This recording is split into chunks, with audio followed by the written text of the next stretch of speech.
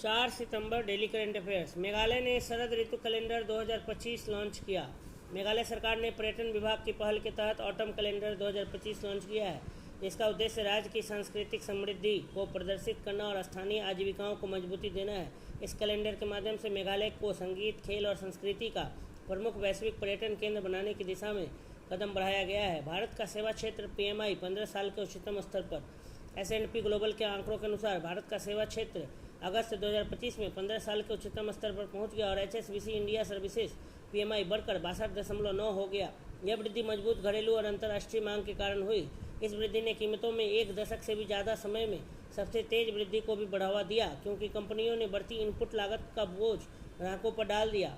अगली पीढ़ी के GST सुधार, पुरानी बनाम नई दरें। हाल ही में 56वीं GST काउंसिल बैठक ने भारत की कर प्रणाली में ऐतिहासिक सुधार दर्ज किया, जिसे नेक्स्ट जेन GST कहा जा रहा है। इस देश के लिए दिवाली उपहार के रूप में पेश किया गया है। इन सुधारों का उद्देश्य घर परिवारों का बोझ कम करना, कृषि को बढ़ावा देना, MSME को सशक्त बनाना, स्वास्थ्य सेवाओं को सस्ता करना और ऑटोमोबाइल क्षेत्र को अधिक किफायती बनाना है। इन बदलावों से कर अनुपालन को सरल बनाने, नागरिकों के खर्चों में कटौती करने और आत्मनिर्भर भारत की दृष्टि को मजबूत करने की दिशा में महत्वपूर्ण कदम उठाए गए हैं। भारत EFTA व्यापार समझौता 1 अक्टूबर से शुरू होगा। भारत और यूरोपीय मुक्त व्यापार संघ EFTA ब्लॉक के बीच मुक्त व्यापार समझौता FTA 1 अक्टूबर 2025 से आधिकारिक रूप से लागू हो जाएगा। यह समझौता न केवल बड़े आर्थिक लाभों का वादा करता है, बल्कि भारत के व्यापार इतिहास में पहली बार कानूनी रूप से बाध्यकारी सतत विकास प्रावधान, पर्यावरण, श्रम और मानवाधिकार से जुड़े भी शामिल करता है। भारत में वस्तु एवं सेवा कर संवैधानिक प्रावधान और संशोधन। वस्तु एवं सेवा कर GST भारत के इतिहास में सबसे बड़े कर सुधारों में से एक है। इसने कई अप्रत्यक्ष करों को हटाकर एक एकीकृत कर प्रणाली लागू की, जिससे व्यवसायों और उपभोक्ताओं के लिए कर व्यवस्था सरल हो गई।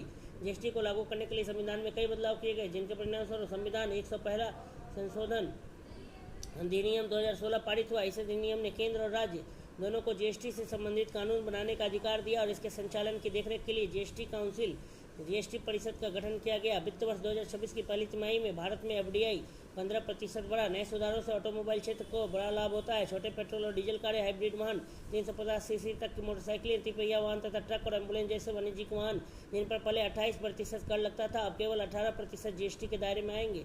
इससे वाहनों की कीमतें घटने और ऑटो सेक्टर में मांग बढ़ने की उम्मीद है। इसी तरह उपभोक्ता टिकाऊ वस्तुएं और इलेक्ट्रॉनिक उपकरण जैसे एयर कंडीशनर, सभी आकार के television, dish washing machine, monitor और प्रोजेक्टर को भी 28% से घटाकर 18% स्लैब में लाया गया। यह निर्णय घरेलू मांग को बढ़ावा देने और विनिर्माण उद्योग को सामर्थ्य देने के उद्देश्य से लाया गया है।